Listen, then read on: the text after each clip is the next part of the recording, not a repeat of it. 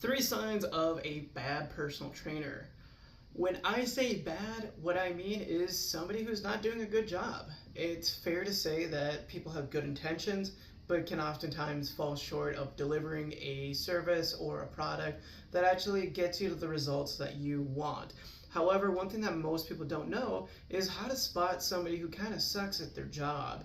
And I want to go over three things here to help you understand what makes a bad personal trainer so that you can avoid hiring these people so that you can save yourself time, money, and energy because A, you work really hard for what you have earned.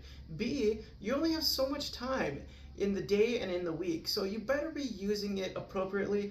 And C, your energy, just having to be around certain people can either be draining or fulfilling. It's about finding the right fit for you. Sign number one is that they look to measure your progress by seeing how sweaty and sore you can get.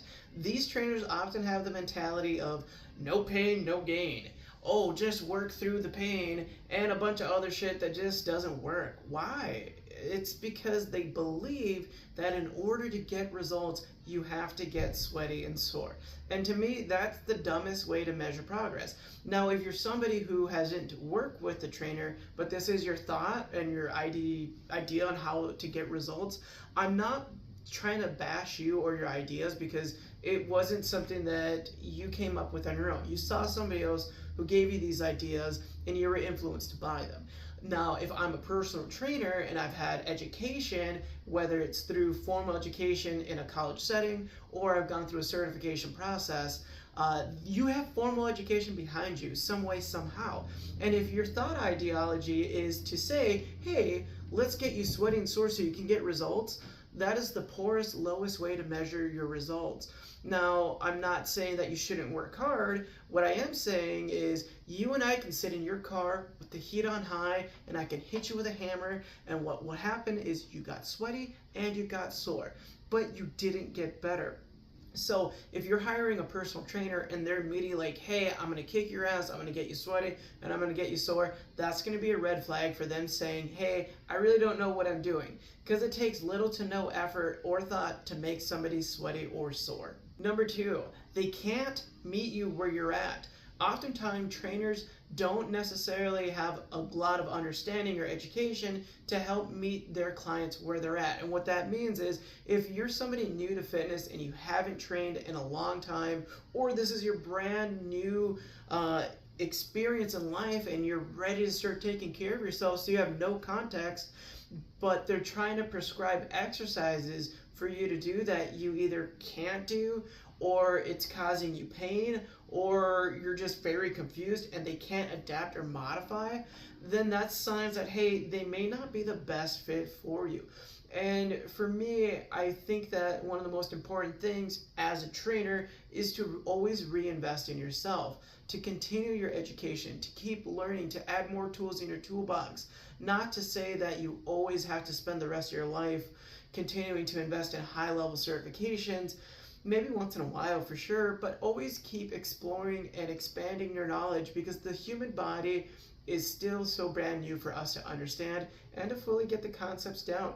But if you've hired somebody and they can't meet you where you're at or make adjustments or modifications for your specific needs and your body, that to me tells me that they're not ready to work with certain people.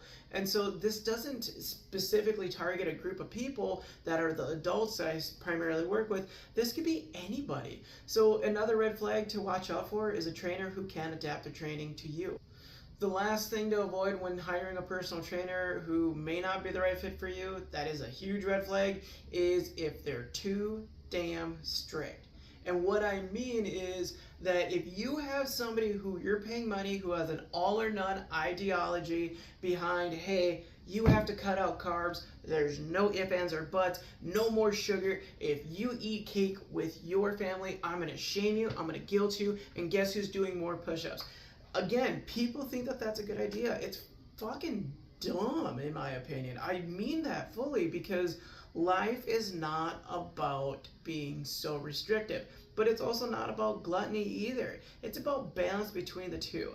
And so I've seen trainers who have their clients that, again, clients are paying high money for because they've hired this person to help them out accomplish their goals, treat them so poorly with what their eating habits are. Now, yes, we're here to help you stay accountable. Yes, we're helping you develop the discipline and the tools and the habits you need to become successful, but there's no need for guilt or shame along the way. Why? Because we're all humans having human experiences and learning and growing as we continue to do our best. But if I have somebody who's guilting me and shaming me for having cake with my I don't have kids, but let's say I did have a kid, and I was like, hey, it was my son's birthday, and we had cake and ice cream, and your immediate reaction is, well, more running, or more push-ups, or whatever the result is in providing me with pain because I was enjoying a beautiful day with my kid. Like, that doesn't make sense, nor does it equate to having good results. If anything, that just teaches you shame and can end up developing an eating disorder.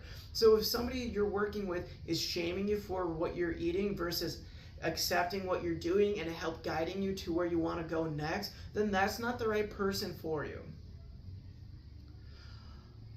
So hopefully you got a better understanding of what to avoid when you're hiring a personal trainer and somebody who is going to actually give you the results that you're looking for, meet you where you're at, but more importantly, not make you feel like shit because you're a human trying to change their behaviors and their habits.